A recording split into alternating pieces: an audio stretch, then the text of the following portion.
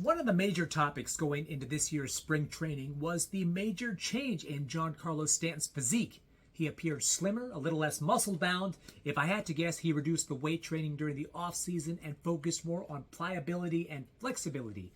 He has been injury-prone all throughout his career, so perhaps a change in the way he trained would make a difference, and so far it seems to be working. He has stayed off the IL, he's got 12 home runs, and he's batting .246, which is pretty respectable compared to the batting averages that he posted in 2023 and the year before. But now, we got to start the discussion of Giancarlo Stanton and the Hall of Fame. You know, I really enjoy watching the Flippin' Bats podcast, and they covered this topic last year when he hit home run number 400.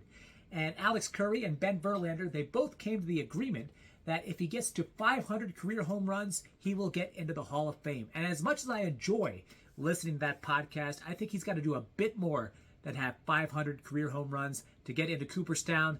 Let's discuss it. First thing, he's got to get to 2,000 career hits. Right now, he is approaching 1,500. His contract expires at the end of 2027, so assuming he stays healthy, he should finish at right around 2,000 career hits, and that can at least start the discussion for Hall of Fame entry. Number two, he's got to get a ring. He's got to have a dominant postseason run that results in a World Series ring. When you think of the Yankees, you think of championships. They have not been to the big show since 2009. Giancarlo has never played in a World Series. Now, he has proven to be a beast in the postseason in 27 career postseason games, all with the Yankees. He's got 11 home runs and an OPS of 963, but he's got to get some crucial hits, maybe an ALCS MVP, perhaps a World Series MVP, and a chip. He gets that. That will greatly boost his chances of going into Cooperstown. Giancarlo has been selected to 5 All-Star teams. That should be good enough. Frank Thomas made 5 All-Star teams. I believe Jim Thome was selected to 4 or 5 All-Star teams. However, one more top 10 MVP finish would look very nice on Stanton's resume. He's got 2.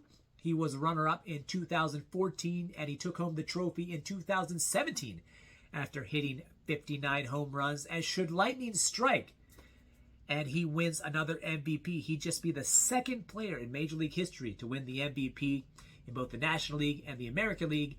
Hall of Famer Frank Robinson is the only member of that club. It is incredibly unlikely that Stanton will win another MVP. He's not even the MVP of his own team.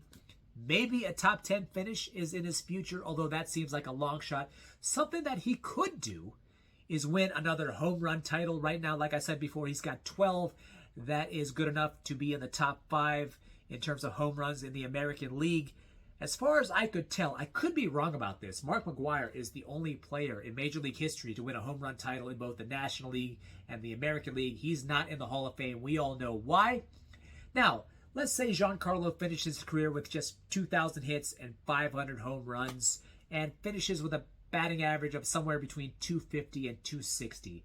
I believe, from what I've seen from years and years of being a baseball fan, that will not be enough for him to get into the Hall of Fame. If he does not win a ring or not get one more top 10 MVP finish, he will have maybe just enough votes to stay on the ballot for all 10 years and maybe get in through one of those committees.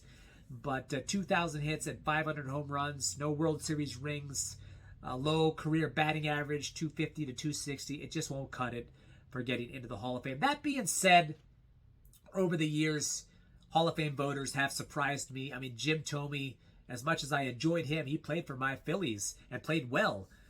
In no way should he have been a first ballot Hall of Famer.